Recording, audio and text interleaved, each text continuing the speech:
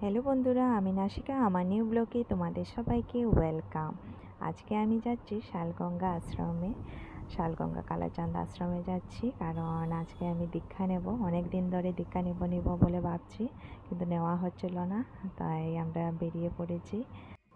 এদিকে রাস্তায় জামও ছিল, সোমবার ছিল, তাই প্রচুর মানুষ বেরিয়েছিল, জল টল ভরে যাচ্ছিল, সবাই ডান্স করছিল। আর এদিকে আমরা গাড়িতে বসে যাচ্ছি, আমি, আমার জাল, আমার বাসরের ছেলে আর মনার পাপা, আমরা সবাই যাচ্ছি মন্দিরে।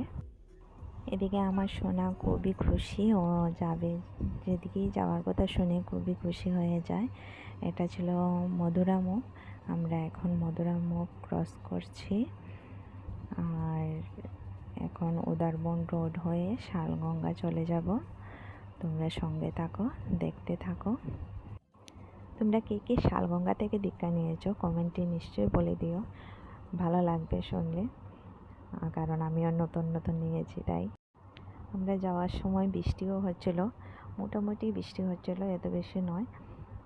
ঠান্ডা ঠান্ডা ভাবও ছিল, ভালো লাগছিল, কারণ এত গরমের মধ্যে তো কোথাও যেতেও ভালো লাগে না।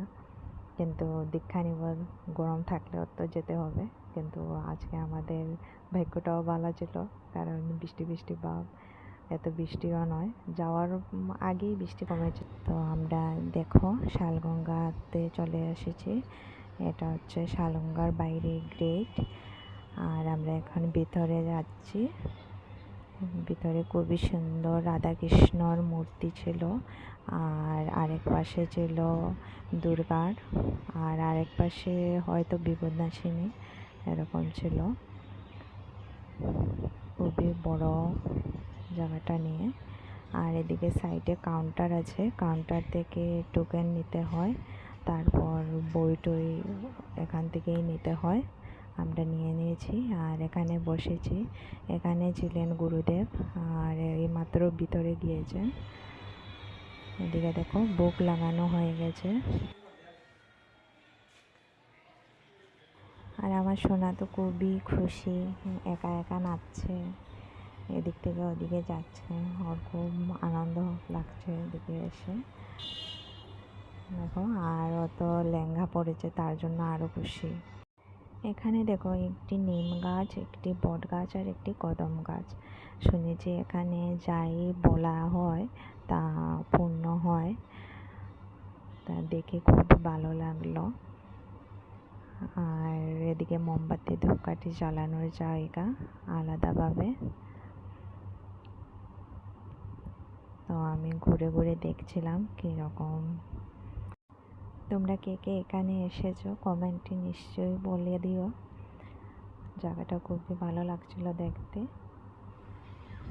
আর এই যে বট গাছের চারিপাশে আমরা ঘুরে দেখছিলাম, খুবই প্রায় পরিষ্কার ছিল। ওর জেঠিমণি ওকে ডাকছে, কিন্তু ও তো খুবই দৌড়াদৌড়িতে ব্যস্ত, শুনছিলই না। তো দীক্ষা নেওয়া শেষ হওয়ার পর আমরা সব দিক ঘুরে ঘুরে দেখছিলাম কোথায় কী আছে, সব দিকে দেখে দেখে ঘুরছিলাম। এদিকে গুরুদেবের